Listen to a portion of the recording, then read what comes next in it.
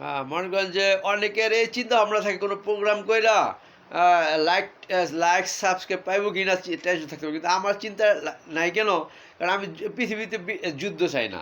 যুদ্ধ চাই না, ঝগড়া চাই না, ফ্যাসাদ চাই না, মানুষে, মানুষে কলহ বিবাদ চাই না। অর্থাৎ তাহলে হিন্দুরাও আমারে সাবস্ক্রাইব করবো, খ্রিস্টানরাও সাবস্ক্রাইব করবো, ইহুদিরাও সাবস্ক্রাইব করবো, নাসারাও সাবস্ক্রাইব করবো। কারণ আমার কথা হচ্ছে ইহুদিরা, যেহেতু ইহুদিরা নাসারা ওরা তো কোনোদিন ঈমান আনবে না। কিন্তু ওদের পক্ষে কথা বলি, কথা বলি না। খ্রিস্টানদের পক্ষে কথা বলি না।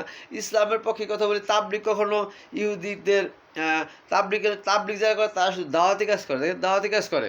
কিন্তু আমি যদি মসজিদে আ আল্লাহ বলছে দেখেন মুসা ইসলামের জমানায় এক লোক ছিল, মানে পাথরের ভিতরে বুঝছেন? আ আ জিকির করতো, আল্লাহ বেহেশত থেকে খানা পাঠাইতো। আবার আ অনেক অনেক বুজুর্গ এমন আছে বেঁচে মুসা ইসলামের জমানায় এটা হয়েছে। মান্না সালুয়া খারাপ পাঠাইছে না? ওই আপনারা দেখেন তার উম্মতদের এবং তাকে মান্না সালুয়া খাওয়াইছে না? তো মনে করেন যে আমাদের এই নবীর উম্মতকে কে প্রার্থনা জিকির করলে অর্থাৎ কালেমা, নামাজ, রোজা, হজ, জাকাত, তাবলিগ, মানে আপনি যদি নামাজে আবার এক সাহাবী দেখেন রাসূল সাল্লাল্লাহু আলাইহি ওয়াসাল্লামের কাছে দরবারে গেছেন যে, "রাসূল আমার খানা নাই, আমি কি করব?" তখন কি রাসূল বলছে যে তুমি কাজকর্ম করো, এটা বলছে না। বলছে তুমি ২ রাত নামাজ পড়ো, তোমার রিজিক মিলে যাবে। আসলে মিলছে না? বলেন মিলছে কিনা?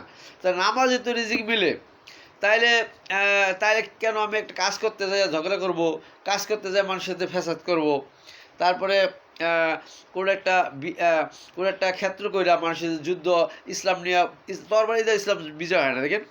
অর্থাৎ তরবারি যুদ্ধ লাঠি দিয়ে কিন্তু ইসলাম বিজয় হয় না। দেখেন সাবজেক্টটা বুঝলেন আমার কথা? আসসালামু আলাইকুম ওয়া রাহমাতুল্লাহি ওয়া বারাকাতুহু।